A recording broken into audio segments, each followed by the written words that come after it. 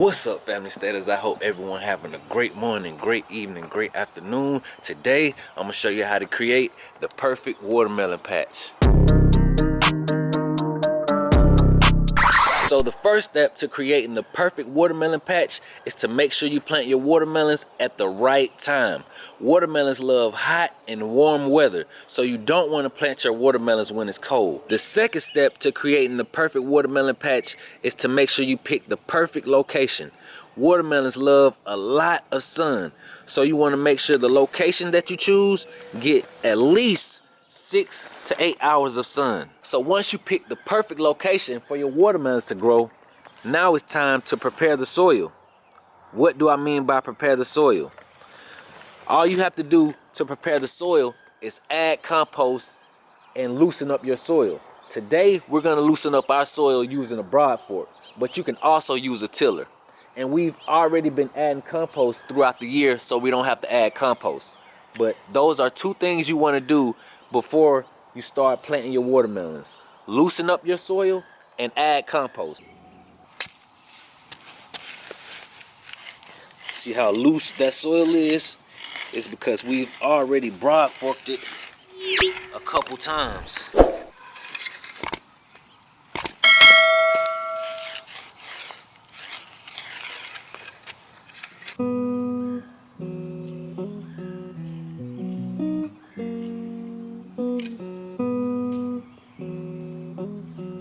So check out how our soil looks after Broadforking it. Check it out. See how loose it is? And I know this might look just like red clay, but red clay won't do this. See how loose that is? It's super loose because we've added tons of compost from our compost pile. And I'll actually show you guys a video from last year when we had watermelons just growing out of our compost pile from a ton of watermelons that got blossom end rot and that I just threw in there, and they did great. You see this down here? This is a compost pile. You see how big these watermelon leaves are? That's all because of our healthy compost pile. And check this out, right? I just showed you guys how small those watermelons were, right? And those are older than these. Check this out. I just noticed this the other day. See this? Can you guys see that? See how big that is? That's crazy, right? And once again, look at how big that leaf is. Let's see if we can find another one. Let's check. And this is what compost does to your garden, so that's why you should always add compost. This compost pile has me thinking about adding a ton of compost to our garden rows instead of the pile. Let's see if I can find another one.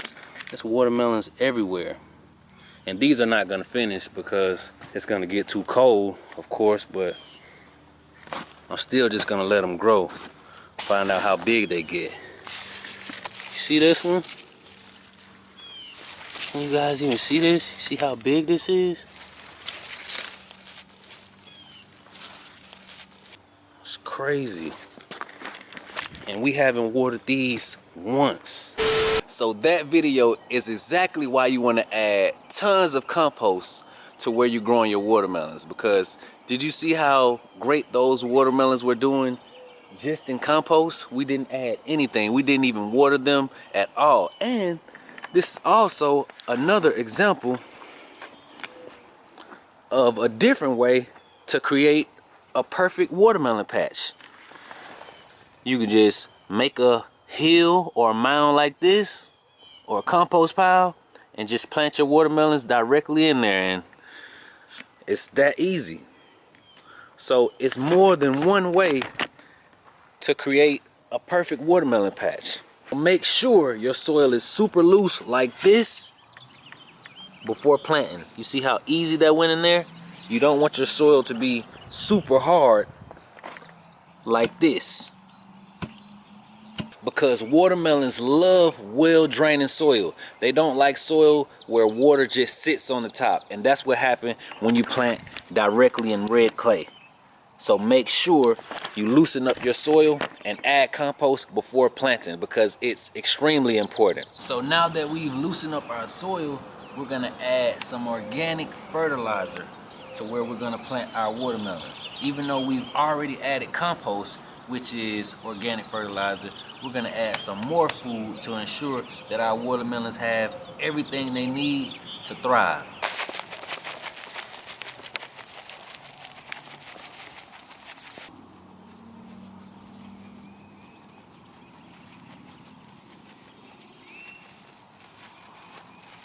Now we're going to mix this organic fertilizer with our soil. And today we're using a hard rake to mix the fertilizer with our soil.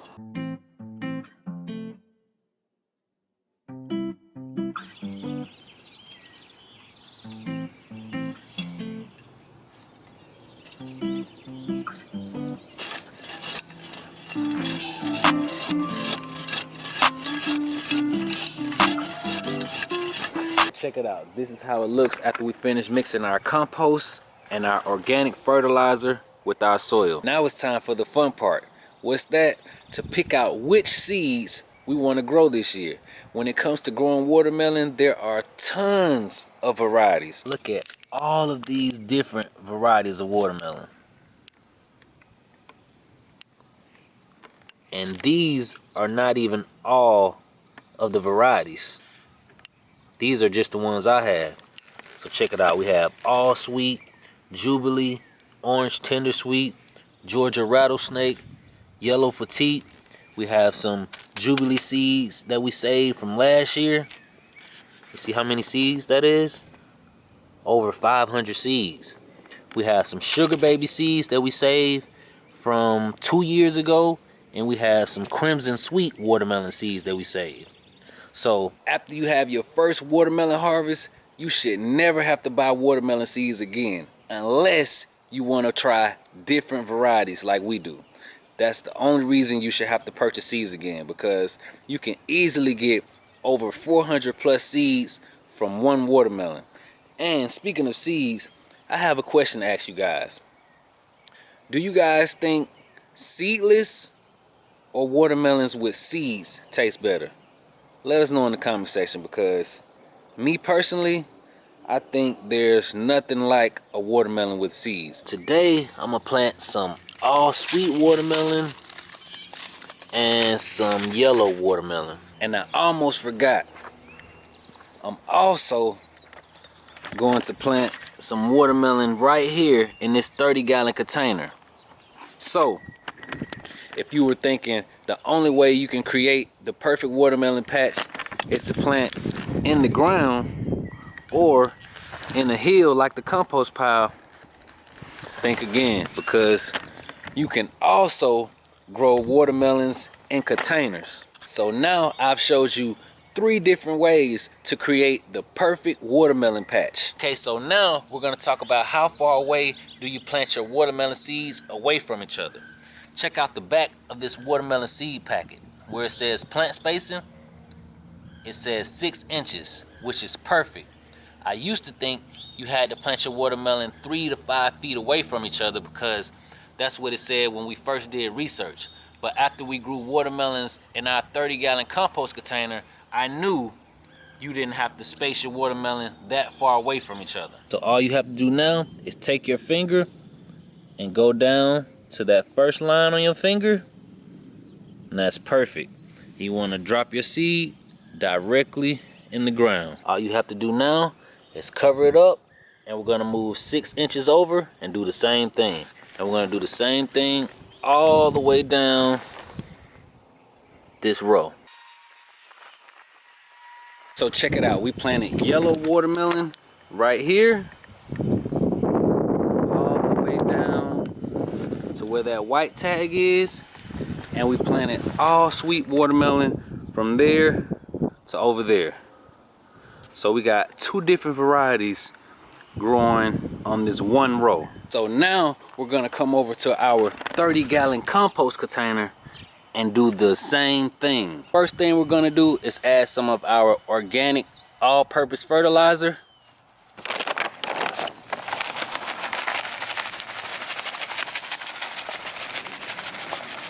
Now we're gonna mix it up.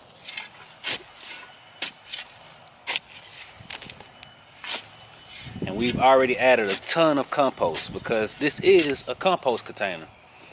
So over the winter, all we do is just come bury a ton of compost in these containers. You see how rich this soil looks? That's years of compost. So if you guys are wondering what is in our compost containers to make it look so healthy and rich, it's just red clay mixed with grass clippings, leaves, and a ton of compost, which are things like coffee grounds, cardboard, eggshells, and a ton of food scraps. And this is what you get when you mix those in a container. So in this container, we're gonna plant some of our crimson sweet seeds that we saved from 2 years ago. And we're gonna also plant some yellow watermelon seeds in here just to see the difference between the growth in the ground and in containers. And it's that easy to create the perfect watermelon patch. All you have to do is pick the right location, prep your soil by loosening it up, adding fertilizer and compost, and don't forget to water because watermelons love water. And if you do these things, I promise you, you will have the best tasting watermelon that you've ever had in your life because, trust me, those watermelons from the store can't even compare to watermelons that you got from your own backyard. Trust me.